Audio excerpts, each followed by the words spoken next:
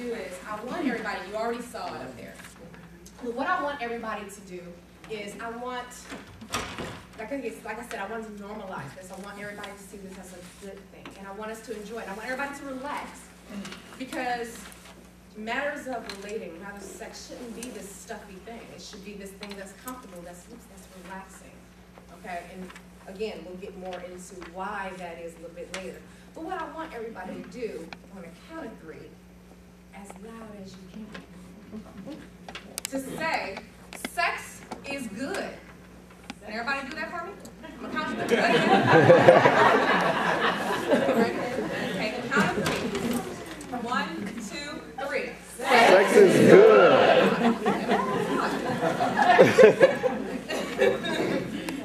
Okay, and the reason why I'm having everybody say this, the reason why I'm having everybody recite that, and some people may have been squeamish about it, and that's fine, because I expected that. Okay, because who says that? Sex is good. Sex is personal, it's my business, you know? And maybe it's not good, you know? So, but what I'm doing is that by saying it, let's take a step back. Does everybody I'm sure is familiar with the power of positive thought. You think it, and therefore it shall be, that type of thing. I'm also a big proponent, thank you. Proponent of the power of positive action. Because sometimes, even if you're not there, if that's your goal, you're here for a reason. And if your goal is to eventually engage in a healthy relationship where you're having a healthy sexual experience, you want the sex eventually when you have it to be good, don't you? And so sometimes, even if you're not even having it at all, you want to envision yourself there. Okay, so even if you don't necessarily have the belief right now and you want to be there, you should say it. Sex is good, even though it's not good presently, but it's going to be, and I want it to, and I'm going to claim it, and sex is good, right? Does that make any sense? Okay, so you all will get more time to do that. So now we can move on. Let's talk about sex. Let's get into the first thing. It's going to be split up into 3 different things. I'm going to talk about sex first, and I'm going to talk about fitness, and then I'm going to talk about how spirituality helps all. Okay, so sex. I have a deep, profound respect for sex because I think that a lot of times people don't understand the power and the responsibility that comes with having sex. A lot goes on when you have it. Okay, a lot goes on physically when you have it, and I don't think people think about what is actually happening in the body and in the brain in order for sex to work for you. Okay, so is everybody familiar with the sexual response cycle? Okay. Okay, I'm gonna go over it. So there are 4 components of the sexual response cycle, and these are things that are not unique. Everybody goes through these things one way or the other when they're engaging in a sexual act. Okay. So the first thing, excitement.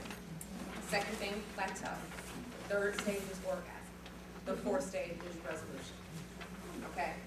Some people argue that there should be a desire phase before that. Of course, I believe that too.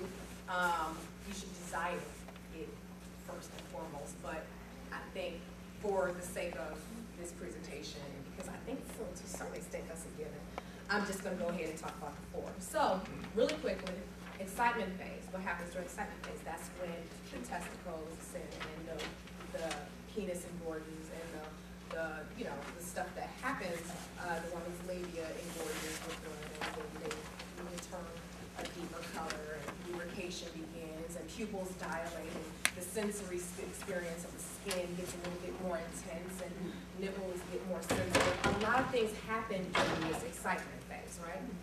That you don't even think about, they just kind of happen. Okay. Then the second phase, of course, is the plateau phase, and I don't have to really go into detail about that. That's when you're actually having sex. Okay, so all of the stuff, the breathing, all the intensity of that. Okay. Then the third stage is the orgasm phase. Again, I don't have to go into that, what that is. And then finally, the resolution phase, and that's that great period of refractory that all men love, that lasts for like 2 seconds when you're a teenager or in your 20s, and as you get older, the refractory period doesn't rebound as fast. Women obviously don't have this issue. So those are 4 phases. That's what happens to us physically. Those are things that we can actually see happening if we pay attention. Okay, complex, right? But not as complex as what's happening in your brain, the brain on sex. Okay. So, one of the things that happens to the brain is that you get a boost of dopamine. Dopamine is awesome. Dopamine makes you feel good. Okay? Second thing, the pituitary gland releases all types of chemicals as well. And these chemicals all work to make you increase trust, to increase attachment, okay, decreases pain. All right, so, and that particular point is important. I'm going to come back to that a little bit later, okay? And then the hippocampus also is instrumental in this. And if anybody doesn't know, the hippocampus is responsible for helping us with memory. And what happens is that while you're engaging in the sex act, and actually, example, has anybody ever, has anybody ever, had sex with somebody, and then maybe they had a certain scent, and then maybe months down the line, you're somewhere random and you smell this scent and it brings you right back. That's what the hippocampus is. That's what the hippocampus is. It takes all these things that are happening around you, the sensory experience, and it's a reference point of sorts. So, if I go through all of those things again, what does that sound like to you? It makes you feel good. It makes you have less inhibitions. It makes you trust. It makes you want to go back and do it again.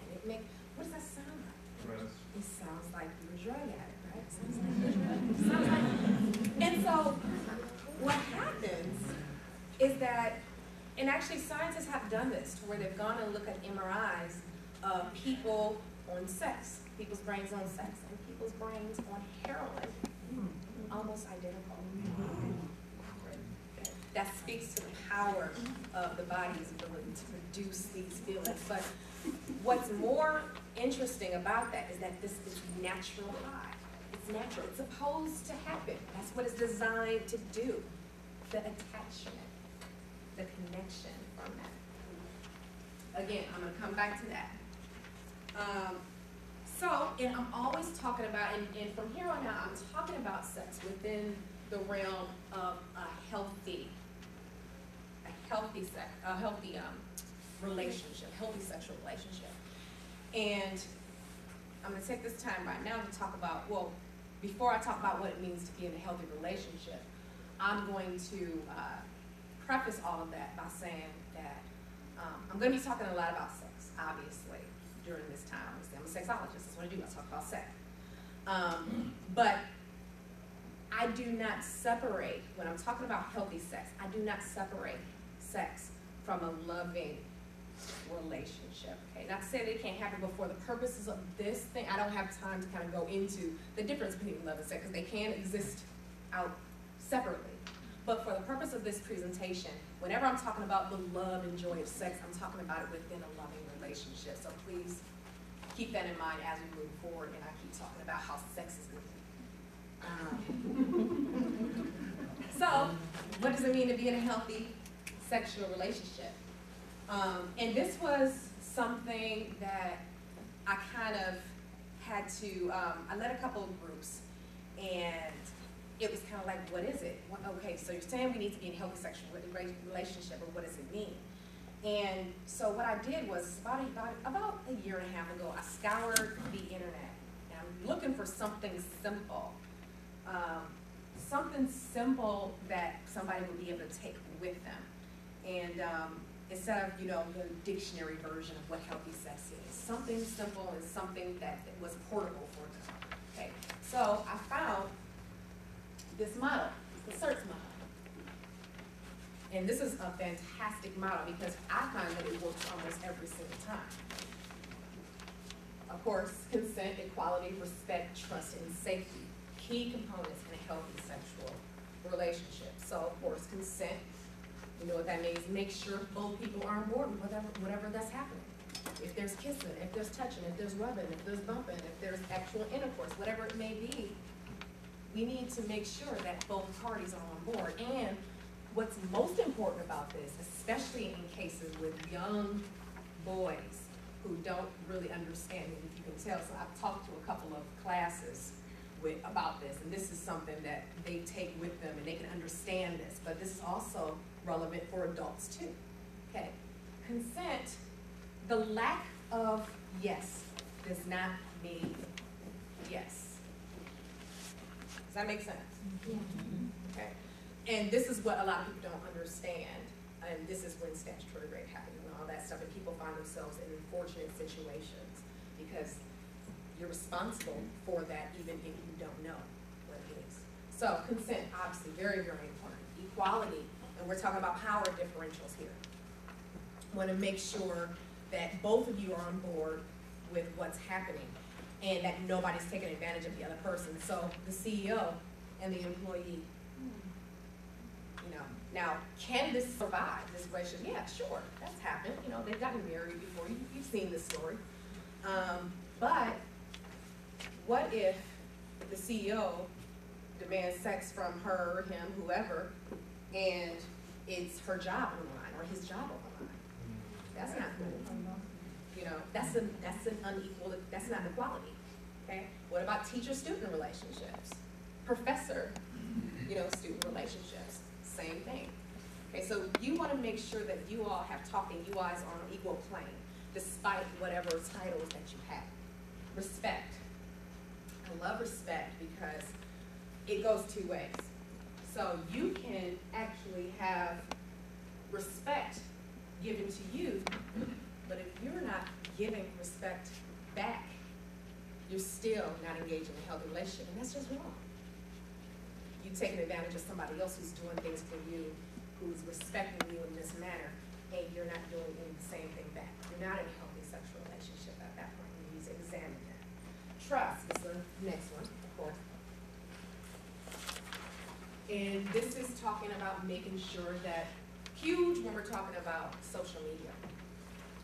Huge for young kids, but also adults too. You want to make sure they're not taking pictures of you putting it on Twitter, putting it on Facebook, emailing it to people, or even somebody getting mad at you and seeing this happen. Somebody getting mad, maybe you've cheated on him or her, and like I said, you've cheated on him or her, and they get mad and they put it on a porn site that's made specifically for people who cheat on people to get back at you. So there's a lot of things. You want to make sure that the person that you are with is somebody that's trustful, that's just that you trust. Okay. Then the last one is safety, and of course this is making sure that this person is not going to, one night stand. You have to be careful about that. You want to make sure that this person is not going to take you in the woods somewhere, and God knows what. So make sure you want to be in a place where you trust this person and you can trust this person with your safety. Okay, so that's the search model. So now that we've defined healthy sex, this begs the question, so why do we have it?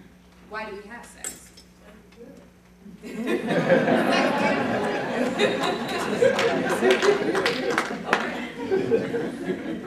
have sex because sex is good.